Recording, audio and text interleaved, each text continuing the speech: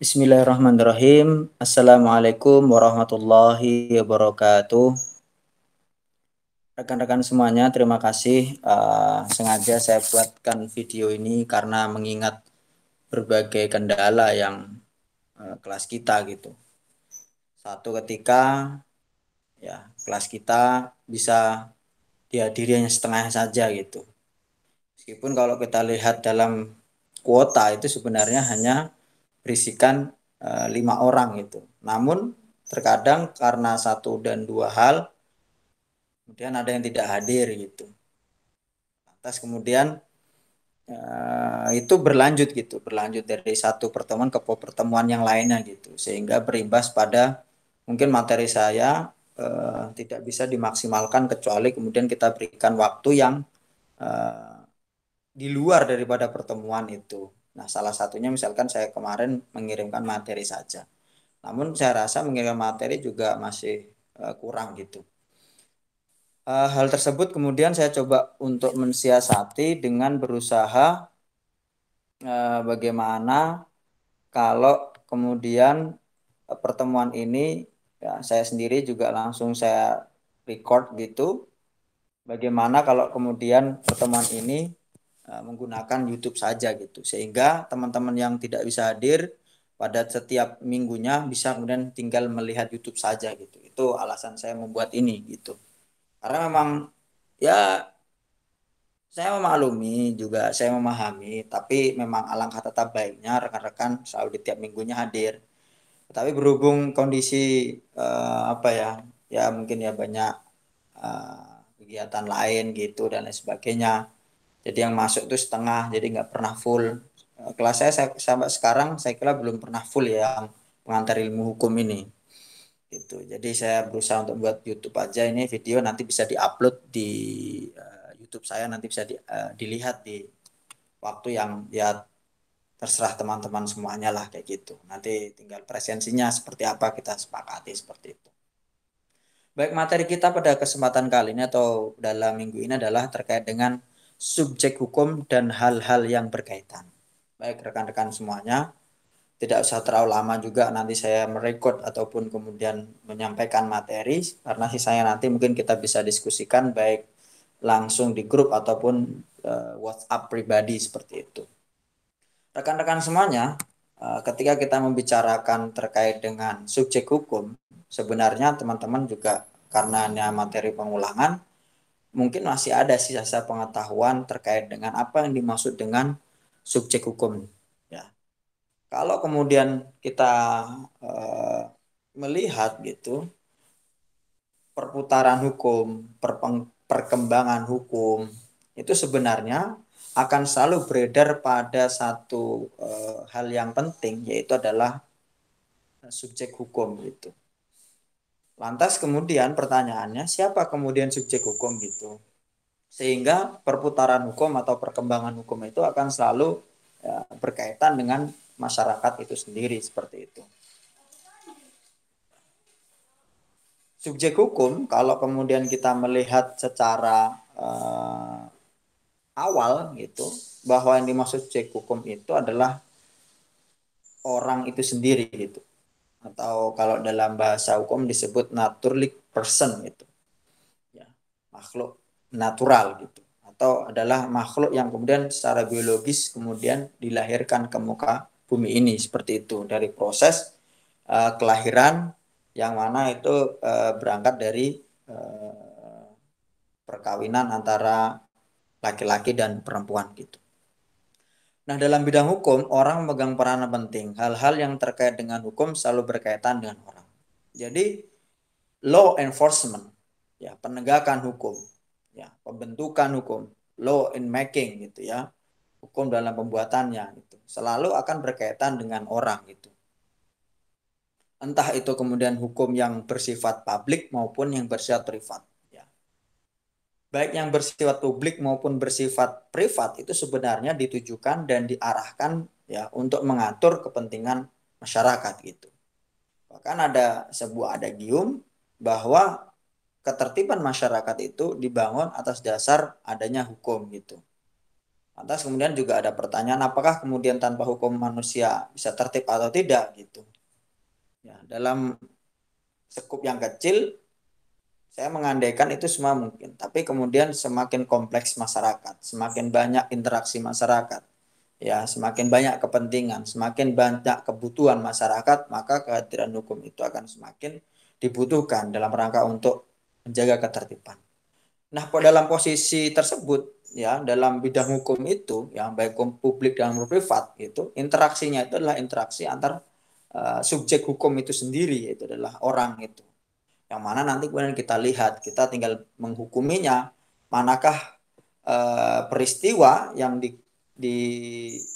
dilakukan gitu, peristiwa atau perbuatan dilakukan tersebut berkaitan dengan subjek hukum itu, yang mana itu nanti ada klasifikasinya, baik yang orang maupun badan hukum kayak gitu.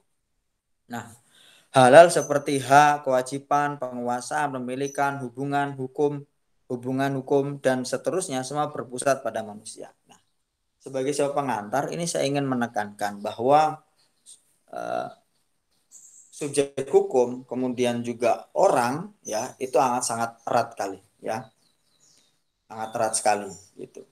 Jadi hal-hal yang timbul kemudian seperti hak dan kewajiban, penguasaan pemilikan, hubungan hukum dan seterusnya itu akan sangat ya, akan sangat eh, ditentukan oleh manusia itu sendiri ataupun sangat ditentukan oleh subjek hukum itu sendiri.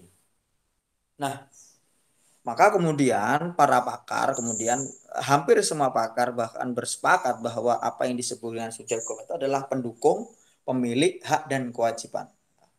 Pendukung, pemilik dari hak dan kewajiban. Jadi subjek hukum itu adalah mereka yang memiliki hak dan kewajiban.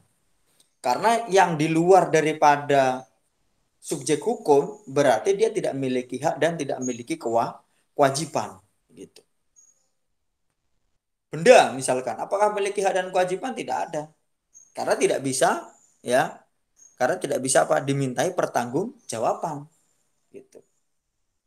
Kalaupun kemudian batu misalkan menjatuhi seseorang, jedok gitu, kepalanya kemudian pecah, berdarah, ya bahkan sampai mati gitu, batu itu tidak semerta-merta dapat bukan semerta-merta, pasti tidak bisa dihukumi karena dia bukan pemilik hak dan kewajiban seperti itu. Ada kemudian eh, misalkan ya ada sebuah eh, lubang gitu, Anda berjalan gitu, kemudian antar perosok di situ, kaki Anda patah gitu. Tidak akan ada yang kemudian ya menuntut kewajiban pertanggungjawaban dari apa yang dihasilkan keterperosokan itu orang ke dalam situ dari mana eh, lubang tersebut. Tidak ada orang minta pertanggung dari lubang tersebut kayak gitu. Apabila dapat dibuktikan bahwa adanya lubang itu atas dasar kesengajaan yang dibuat manusia, nah, berarti bukan bendanya yang kemudian atau lubang itu yang diminta pertanggungjawaban, namun orang yang memiliki ataupun membuat gitu, ya, membuat itu. Mungkin ada satu kasus yang rekan-rekan bisa sebagai kaca perbandingan gitu, ya. Beberapa waktu lalu di daerah Bojonegoro atau Lamongan ya, Jawa Timur itu ada seorang yang mana bapak dan anak itu berangkat ke sawah. Nah, tujuannya saya lupa itu. Ya mungkin kalau sawah ya hajatnya mungkin ya bertani dan lain sebagainya gitu ya. Tanpa disangka gitu, memang sebagai sebuah adat dan kebiasaan di daerah tersebut sering dipasang yang namanya kawat yang dialiri listrik gitu. Tanpa diketahui ternyata kawatnya itu tersebut roboh dan kemudian eh, berada di tengah lalu lintas masyarakat ataupun jalur yang dilalui oleh masyarakat ataupun petani pada umumnya gitu. Bapak dan anak ini kemudian tersengat dan kemudian meninggal. Gitu. Berikutnya karena tidak kunjung pulang dua orang ini ya karena memang tersengat listrik dan kemudian meninggal, maka kemudian keluarganya mencari ya adiknya dan juga ibunya. Tidak disangka pula dua orang yang berusaha untuk mencari itu juga tersengat listrik, gitu. Meninggal juga. Tidak bisa kemudian listrik ini dipersalahkan karena dia bukan subjek hukum, dia bukan pendukung daripada hak dan kewajiban. Tetapi orang yang memiliki arus listrik ini, ya, dan yang ditetapkan sebagai tersangka itu adalah satu yang memiliki sawah itu dan memasang kawat listrik tersebut, dan satu lagi orang yang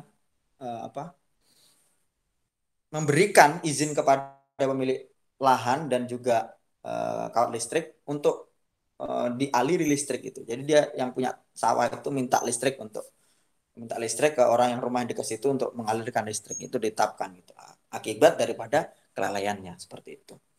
Maka ada beberapa implikasi-implikasi terhadap subjek hukum tersebut gitu. Pertama, subjek hukum adalah orang gitu. Maka yang di luar daripada yang ditentukan daripada itu, maka tidak disebut sebagai subjek hukum gitu. Dan yang tidak bisa sebagai hukum, maka kemudian tidak bisa lahir daripadanya hak dan kewajiban. Ya, tidak bisa lahir daripadanya hak dan kewajiban. Ya. Lantas kemudian misalkan Anda melihat tembok, Anda pukul, pukul, dan sebagainya. Nah, kemudian Anda berdarah, gitu. Ataupun temboknya hancur, gitu ya. Sepanjang tembok itu milik Anda sendiri, ya tidak ada pertanggungjawabannya. Tapi kalau milik orang lain baru, itu bisa menjadi sebuah peristiwa hukum, itu perusakan. Gitu. Tapi urusan Anda dengan tembok itu bukan Anda dengan tembok, tapi dengan orang yang memiliki tembok, ataupun dengan diri Anda sendiri, seperti itu.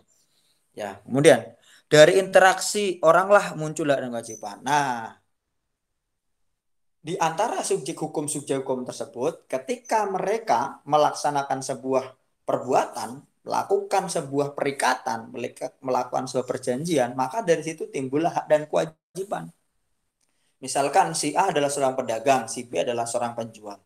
Ya, A dan B bertransaksi dalam bidang jual beli. Yang diperjualbelikan itu apa bendanya? Yaitu misalkan HP misalkan. Pedagang mempunyai hak untuk mendapatkan uang. Di sisi lain di sisi lain para pedagang ataupun pedagang ini juga mendapatkan kewajiban untuk menyerahkan HP ini kepada pembeli. Sebaliknya, pembeli memiliki hak untuk mendapatkan HP dan memiliki kewajiban untuk menyerahkan uang kepada pedagang. Dari interaksi jual beli inilah timbul namanya hak dan kewajiban.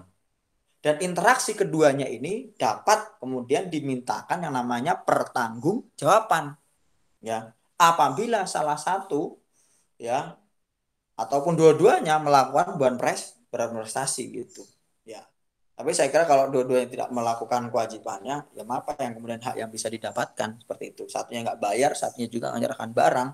Ya, sama-sama yang ada yang dirugikan gitu. Salah satu pihak seperti itu ya.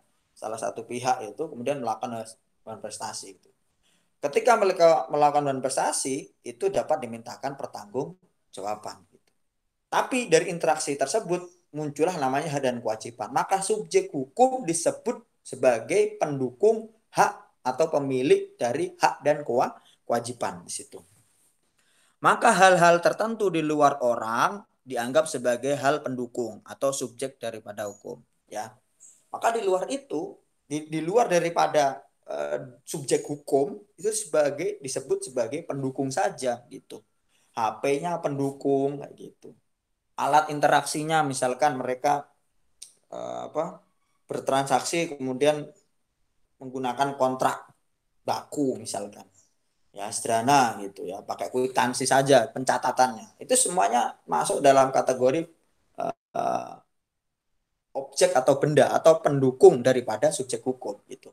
Maka biasa kemudian orang menyebut bahwa benda itu adalah pendukung daripada subjek hukum gitu ya. Pendukung daripada subjek hukum atau pendukung daripada pemilik hak dan kewajiban.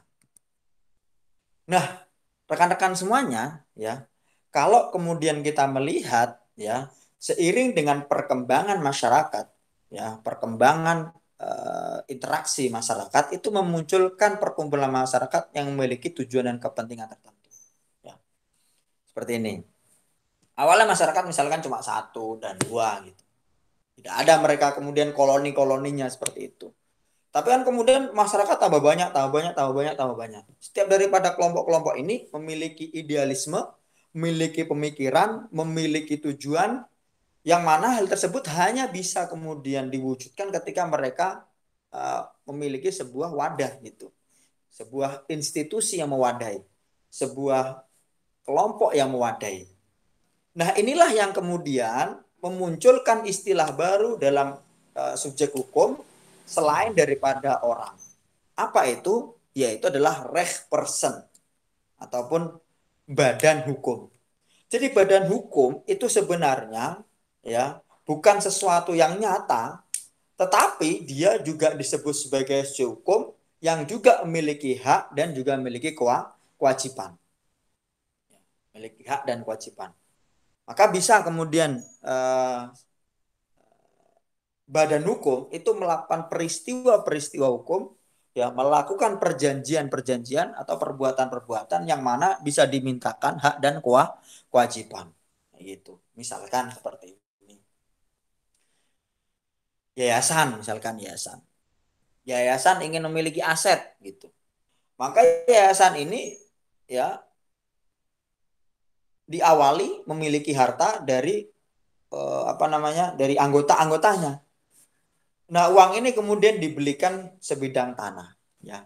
Selain dia memiliki asetnya sendiri, ya, tadi di situ saya sebut tulis di situ.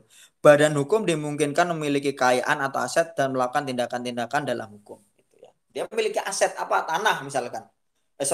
Uang dulu, kemudian dibelikan, gitu. Artinya dia memiliki dua dua peristiwa itu. Dia memiliki dua peristiwa. Pertama, dia memiliki sesuatu hak kekayaan yang mana hak dan kekayaan tersebut terpisah daripada anggota-anggotanya. Jadi anggota-anggota yayasan itu tidak memiliki hak atas aset yang dimiliki yayasan. Dia memiliki harta yang terpisah. Layaknya masyarakat individu satu dengan individu lain. Bahwa individu satu yang lain, satu itu memiliki kekayaan. Dan individu yang lain juga memiliki kekayaan. Maka yayasan itu juga bisa gitu. Badan hukum juga seperti itu. Dimungkinkan untuk memiliki aset. Yang kedua, dia bisa melakukan tindakan hukum. Apa tindakan hukumnya itu? Yaitu dalam bidang privat misalkan tadi saya contohkan dalam bidang privat, misalkan dalam urusan jual beli, ya, jual beli. Apa jual belinya tanah? Berarti kemudian yayasan ini bisa dimintakan pertanggungjawabannya gitu. Dia bisa dituntut kewajibannya. Di sisi lain dia bisa kemudian menuntut haknya. Ya, misalkan dia jual beli tanah gitu. Maka penjual ya memiliki hak untuk menerima uang dari yayasan dan yayasan memiliki kewajiban untuk memberikan uang kepada penjual. Saya ulang lagi ya. Pemilik tanah atau penjual itu memiliki hak untuk mendapatkan uang dari yayasan. Yayasan memiliki kewajiban untuk memberikan uangnya kepada penjual gitu, penjual tanah. Sedangkan yayasan memiliki hak untuk mendapatkan tanah tadi sebagai sebuah aset ya gitu dan juga penjual memiliki kewajiban untuk menyerahkan tanah tersebut kepada pembeli atau dalam hal ini yaitu adalah yayasan. Nah, rek person itu yang disebut orang dalam bentuk badan hukum ya. Pokoknya yang kemudian di luar daripada orang tetapi dia bisa melakukan tindakan hukum atau perbuatan hukum maka itu disebut sebagai uh, reh person atau badan hukum. Nah, badan hukum ini macam-macam ya, badan hukum macam-macam. Nanti dijelaskan pada slide yang berikutnya. Dalam kacamata pandang hukum gitu, badan hukum adalah orang yang diciptakan secara hukum, secara fiksi atau persona ficta. Gitu. Sebenarnya reh person, maka disebutnya kan reh itu hukum person, manusia hukum gitu ya. Kalau kita menyebutnya badan hukum, badan itu kan sebenarnya juga bagian dari manusia itu sendiri gitu. Badan hukum gitu. Reh person, istilah Belandanya kan reh person. Reh itu hukum, person itu orang. Orang hukum apa maksudnya? Itulah orang yang diciptakan oleh hukum gitu. Ya.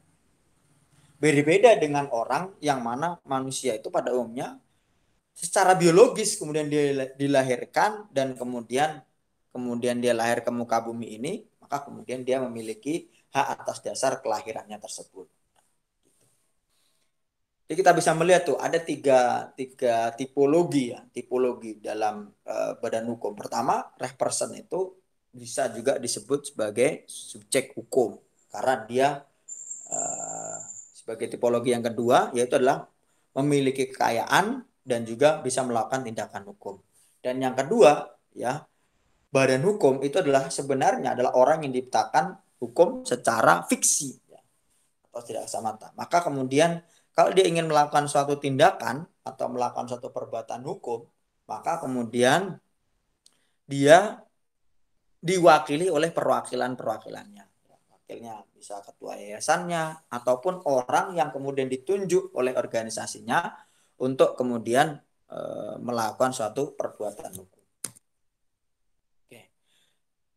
Nah, di dalam hukum itu kemudian diklasifikasikan ya menjadi dua. Pembagian badan hukum itu diklasifikasikan menjadi dua. Pertama, badan hukum publik atau public reh person. Public reh person yang sifatnya terlihat unsur kepentingan publik yang ditangani oleh negara. Badan hukum publik. Apa itu misalkan ya lembaga-lembaga negara. Misalkan kalau di tingkat pusat, Mahkamah Konstitusi, kemudian kelembagaan presiden, ya, kemudian KPK dan lain sebagainya. Itu adalah badan-badan hukum yang mana mereka bisa memiliki aset dan juga melakukan tindakan hukum kayak gitu. Ya. Atau mungkin pada spesifiknya lebih mudah ketika kita menyebut badan hukum publik itu adalah badan-badan hukum yang mana pengaturannya diatur dengan menggunakan aturan-aturan yang bersifat publik atau umum gitu. Atau lebih sederhananya lagi, lebih mudah, badan hukum publik itu adalah badan-badan hukum yang dimiliki oleh negara. Seperti itu. Artinya kepemilikannya adalah milik negara gitu ya. Dia ada dan muncul karena dibentuk ya menggunakan statuta-statuta negara gitu ya. Baik itu statutanya itu misalkan dibentuk menggunakan dasar hukumnya adalah konstitusi, dasarnya bisa kemudian undang-undang, dasarnya bisa kemudian PP, PP, atau bisa kemudian peraturan presiden dan lain sebagainya itu. Sepanjang kemudian statuta-statuta tersebut dikeluarkan oleh negara gitu. Dalam kaitannya dia berada pada lingkup hukum-hukum publik.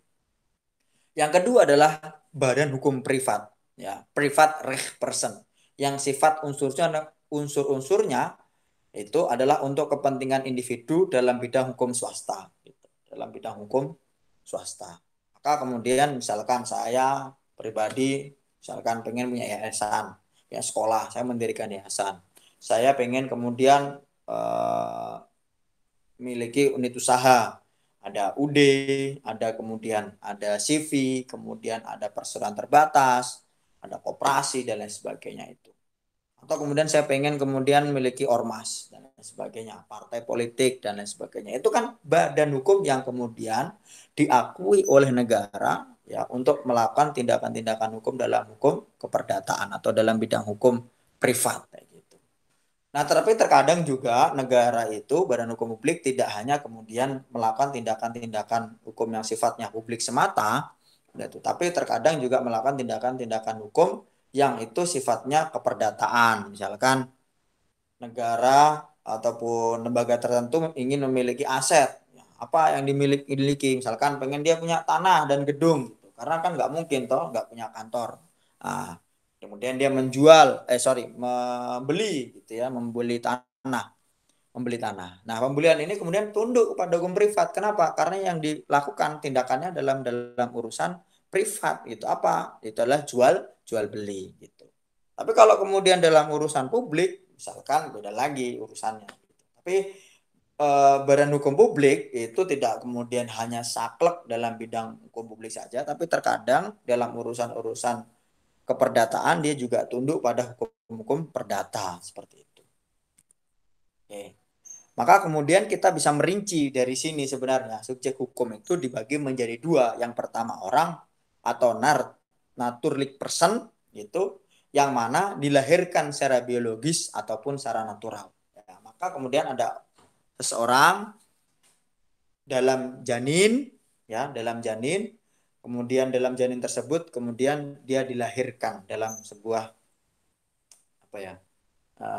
Proses kelahiran gitu secara natural gitu. Maka kemudian dia memiliki hak dan kewajiban atau bisa kemudian menjadi subjek hukum. Meskipun tidak semua yang masuk kategori orang itu bisa kemudian masuk sebagai hukum, tergantung nanti kemudian ditentukan oleh hukum itu siapa saja yang boleh kemudian menjadi subjek hukum. Ya, misalkan ada anak kecil yang belum balik atau belum sampai ke dalam kacamata pandang hukum termasuk dewasa, maka kemudian biasa ada sistem peradilan pidana anak gitu. Karena dianggap belum cukup umur diminta untuk pertanggungjawaban, maka disediakan proses tersendiri gitu.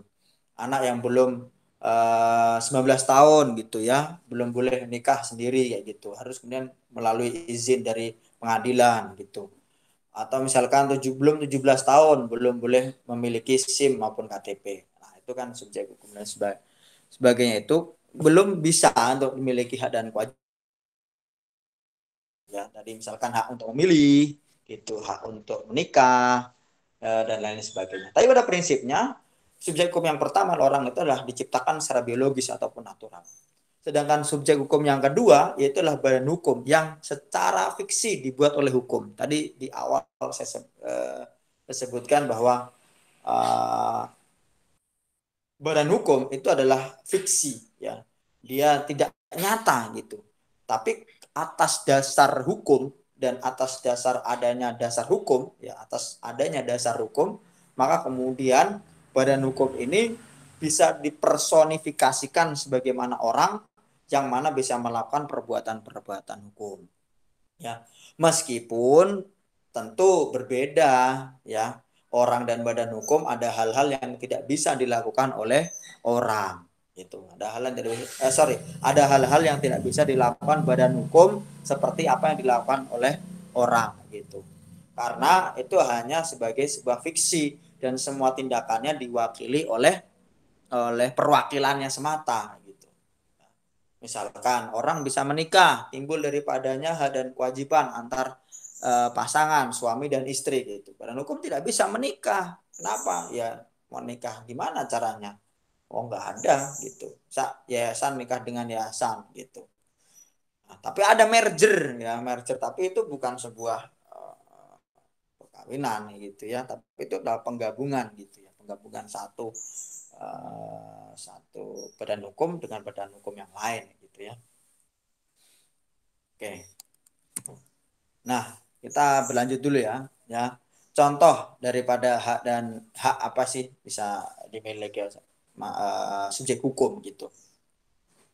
Misalkan hak menerima warisan, hak menerima hibah, milik kekayaan, aset dan sebagainya. Itu contoh-contoh daripada benefit yang bisa dimiliki oleh subjek hukum gitu ya. Bahkan ini kalau kemudian kita skip dulu ada beberapa slide yang ingin saya tunjukkan ya. Subjek hukum dalam KHS atau Kitab Hukum Ekonomi Syariah gitu, Kitab Hukum Syariah. Subjek hukum adalah perbuatan manusia yang dituntut oleh Allah Subhanahu wa taala berdasarkan ketentuan-ketentuan hukum syara. Perbuatan yang dibani hukum dalam usul fikih dikenal dengan istilah mukallaf. Subjek hukum itu disebut dengan dalam Islam disebut mukallaf gitu.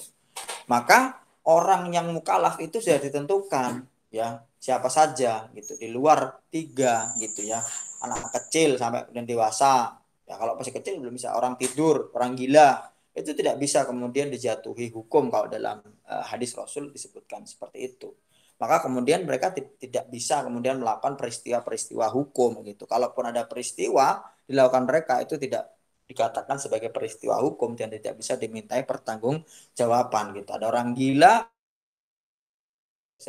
dimintai pertanggungjawaban gitu. Bahkan di akhirat orang-orang gila tidak bisa dihisap. Kenapa tidak bisa dihisap? Karena tidak tahu lagi apa yang dikerjakan selama hidupnya seperti itu. Karena tidak sholat, tidak beribadah. Tapi nggak apa-apa. Karena kemudian dia tidak bisa dihukumi karena dia itu tidak masuk kategori mukallaf atau subjek hukum dalam Islam itu. Oke, kita balik lagi ya. Maka kemudian dalam pengaturan hukum Indonesia ya, Undang-Undang Dasar tahun 1945 itu menyebut sebenarnya pasal 27 dan 28 itu perihal kewajiban dan juga hak itu. Apalagi dalam 28 kemudian 28A sampai 28C itu menyebut di situ ada hak-hak manusia gitu, setiap orang dan lain sebagainya. Tidak ada setiap benda gitu, enggak, tapi ada semua orang itu. Maka kemudian orang-orang itulah yang kemudian menjadi pendukung hak atau pemilik hak dan kewajiban. Pasal 27 itu menyebutkan segala warga negara bersamaan kedudukannya dalam hukum dan pemerintahan dan wajib menjunjung hukum dan pemerintahan itu dengan tidak ada kecualinya, ya. Ini eh, sebagai apa ya? Sebagai penegasan bahwa orang itu ya memiliki kewajiban di luar yang 28 ya. Jadi kalau konstruksi Undang-Undang Dasar kita itu menyebutkan terlebih dahulu kewajiban, baru kemudian menyebutkan hak-haknya. Seperti itu.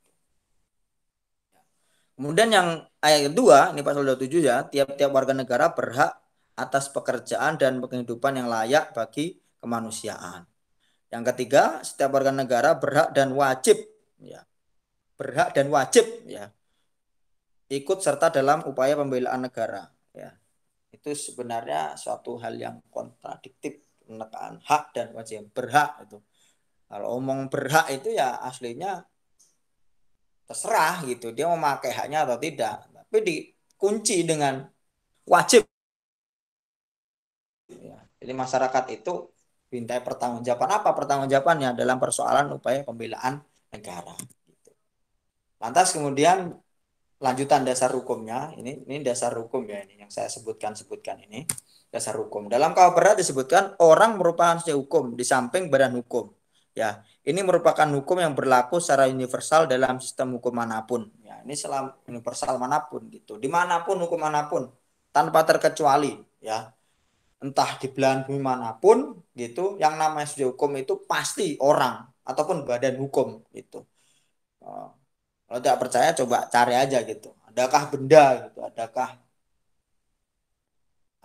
singa, adakah gajah yang jadi hukum? Tidak ada gitu, tidak ada. Kenapa? Tidak ada. Ketiadaan tersebut karena memang tidak bisa dikategorikan sebagai pendukung dan memilih hak dan kewajiban seperti itu.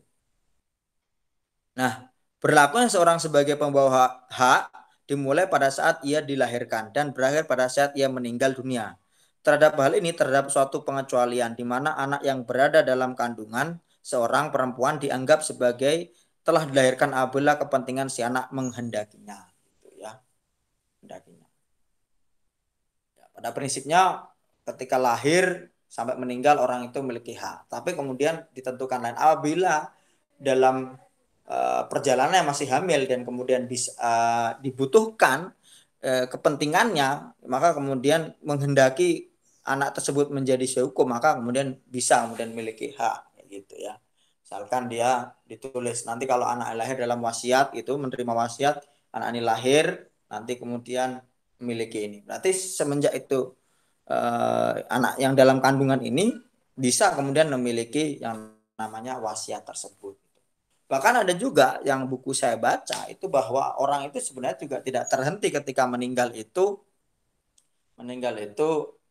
haknya gitu. Misalkan hak dalam urusan kehormatan gitu.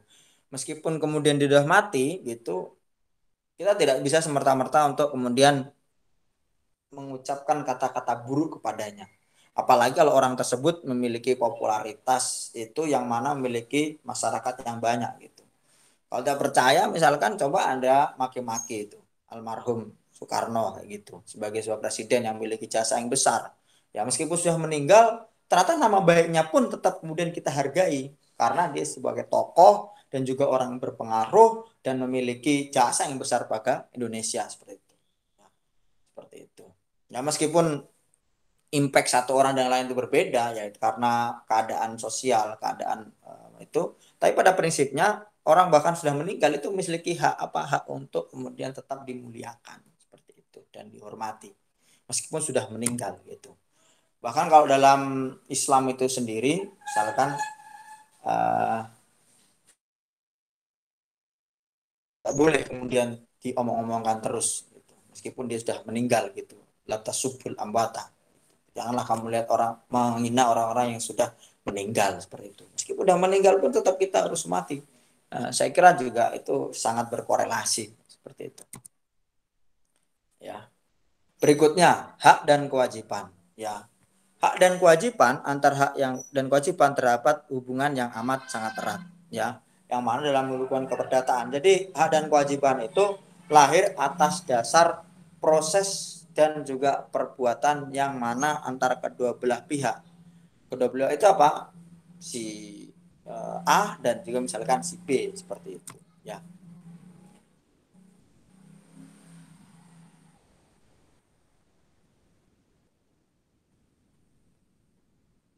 hak itu ya hak yang dimiliki oleh subjek hukum itu ya mengindikasikan tiga hal. Pertama mengindikasikan perlindungan ya. Jadi hak itu mengindikasikan adanya perlindungan. Apa? Dalam hukum itu misalkan ya. Dalam sebuah peristiwa jual beli misalkan adanya hak yang muncul dari situ, maka ada harus memunculkan dari sebuah perjanjian tersebut ya sesuatu yang kemudian memaksakan seorang ya untuk menjaga haknya tersebut ya. Misalkan dalam soal perubahan prestasi, maka kemudian ditentukan itu, ya, ditentukan apa kemudian implikasi-implikasi kalau kemudian seorang tersebut ya tidak eh, tidak melakukan kewajibannya untuk memenuhi haknya itu. Maka kemudian disitulah kemudian hukum bekerja untuk memberikan perlindungan gitu. Maka disebut perjanjian itu adalah berlaku seperti undang-undang ya. Berlaku seperti undang-undang bagi pihak-pihak yang berkaitan dengan perjanjian tersebut gitu. Yang kedua, kepentingan ya. Dalam hal itu ada kepentingan. Kepentingan siapa? Kepentingan antar dua belah pihak yang kemudian berinteraksi melakukan sebuah tindakan hukum, baik itu perjanjian dalam bentuk jual beli, perjanjian sewa menyewa, perjanjian dalam hal tukar menukar barang dan lain sebagainya. Itu tergantung. Dan yang ketiga, hak itu mengindikasikan yang ketiga adalah kehendak. Apa itu maksudnya dari kehendak itu? Hak itu mengindikasikan adanya kehendak, baik itu kehendak untuk melakukan sesuatu dan kehendak untuk tidak melakukan sesuatu. Bahkan dalam soal jual beli misalkan, kalau orangnya itu memiliki kehendak, udahlah barang itu nggak usah kamu serahkan, nggak apa-apa, gitu.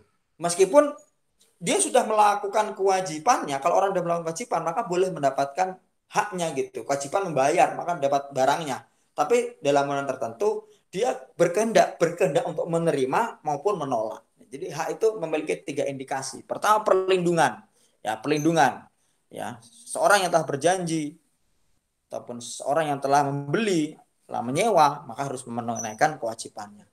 Yang kedua adalah kepentingan, ya kepentingan para pihak itu. Nah, Fitzgerald, ya, ini mungkin kalau salah sebut namanya ya, mohon maaf. Ya, pertama hak itu dilekatkan pada orang. Jadi hak itu selalu melekat pada orang, nggak melekat pada benda, tidak melekat pada batu, tidak melekat pada hewan, tapi melekat pada orang. Itu yang perlu kemudian kita pahami. Yang kedua, hak ditujukan kepada orang lain dalam sebuah hubungan keperdataan. Ya, hak itu ditujukan orang lain dalam sebuah hubungan keperdataan. Ya, jadi meskipun dalam juga hubungan perjanjian dan lain sebagainya, itu semuanya harus dimulai terlebih dahulu dan hubungan keperdataan terlebih dahulu. Jangan sampai kalau kemudian kita nggak punya hubungan keperdataan kita ambil orang jual beli kemudian kita nggak bayar kita ambil gitu ya itu kan ataupun tidak ada perjanjian sama sekali ya itu maka kemudian disebut perbuatan melawan hukum kalau ada perjanjiannya maka disebut one prestasi kemudian hak mengharuskan melakukan suatu kewajiban atau tidak melakukan suatu ya hak itu mengharuskan melakukan suatu kewajiban atau tidak melakukan suatu ya hak itu kemudian kalau sudah interaksi hak itu pasti perlu untuk kemudian satu sisi dipenuhi ataupun tidak dipenuhi ya tidak semua kewajiban itu bersifat melakukan ya ada juga yang tidak melakukan ya gitu misalkan saya bayar kamu untuk apa gitu misalkan untuk kemudian ya tidak lagi menempati tanah ini gitu ya tidak menempati tanah ini gitu ya misalkan ada orang yang preman gitu ya dia mengambil paksa gitu, udah tak kasih aja duit, pokoknya di sini kamu jangan di sini lagi. Nah, itu kan sebuah perjanjian dalam hal apa? Tidak melanggar gitu. Ya. Kemudian ada kewajiban komision yang berhubungan dengan objek dari hak, ya itu hampir mirip. Dan yang terakhir, setiap hak melekat pada alasan melekatnya atau peristiwanya. Itu ya, setiap hak itu pasti melekat ada alasannya. Ya, kalau jual beli maka kemudian haknya itu kepemilikan. Kalau saya menyewa hanya hak pakai gitu dan lain sebagainya. Hak pinjam berarti kemudian hanya meminjam, nanti kemudian harus dikembalikan. Ya, kalau saya menyewa berarti di situ ada pembayaran dan lain sebagainya. Nah, Salmon ini bukan kan Salmon ya, seorang tokoh hukum menyebut hak itu ada 4 ya. Pertama, hak dalam arti sempit. Hak dalam arti sempit ini tidak akan saya jelaskan banyak. Saya ingin menyebutkan bahwa hak dalam arti sempit adalah hak yang muncul dari sebuah peristiwa perikatan ataupun perjanjian antara kedua belah pihak. Yang mana hak itu lahir dari misalnya jual beli dan sebagainya, sudah saya jelaskan di awal itu. Hak yang kedua itu adalah hak yang berurusan dengan kemerdekaan. Ya, hak dan kemerdekaan itu adalah kita tidak berinteraksi dengan siapapun, ya kita tidak berjanji kepada siapapun, ya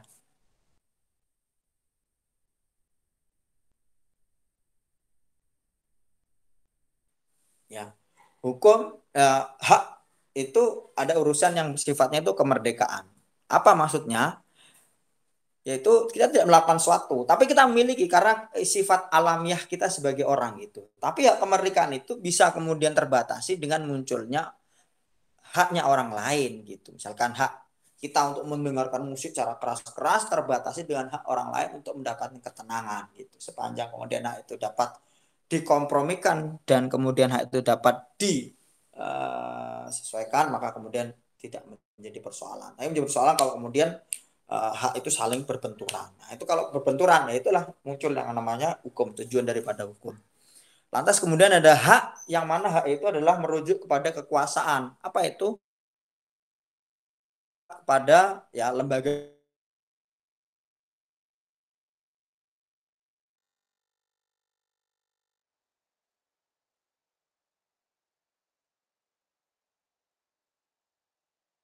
slide-nya juga tinggal satu gitu. Ya, kekuasaan itu akan melekat pada kekuasaan pemerintahan gitu. Dan yang terakhir hak imunitas. Hak itu adalah hak yang melekat pada seorang untuk kemudian tidak dijatuhi sebuah hukuman atas apa yang dikerjakan gitu ya. Gitu. Nanti bisa dilihat gitu. Hak imunitas itu apa saja gitu ya. Hak imunitas yang di DPR dan lain sebagainya itu kan ada. Nah, kalau kemudian kewajiban, ya kewajiban itu ada yang sifatnya mutlak, ada yang sifatnya nisbi, ya mutlak dan nisbi. Yang kedua ada sifatnya publik dan sifatnya perdata, yaitu kewajiban publik itu yang apa ya, yang turun atas dasar ada atau pengaturan dari hukum publik dan juga hukum perdata. Itu.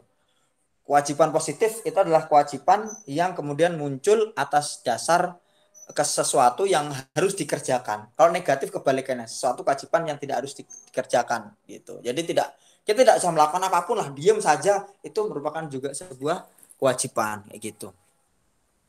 Dan yang kedua, yang berikutnya kewajiban sifatnya universal, itu adalah kewajiban yang sifatnya itu melekat pada banyak orang gitu ya, melekat pada banyak orang gitu. Kewajiban misalkan untuk taat kepada hukum dan sebagainya. Kalau khusus ya itu kemudian akan sangat berkaitan dengan hubungan keperdataan ya, kayak jual beli itu kan khusus gitu. Kewajiban primer ya, kewajiban primer itulah kewajiban yang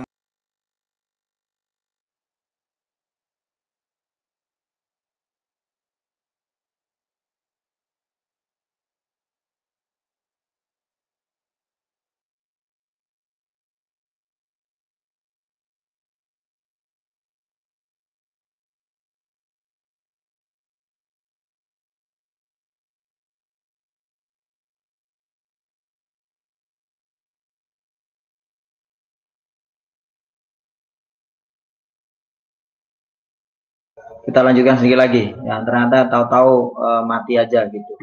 Nggak tahu sinyalnya kayaknya. Ya, yang berikutnya adalah kewajiban positif negatif universal sudah ya, primer dan bersifat Primer itu adalah kewajiban untuk menghormati orang lain.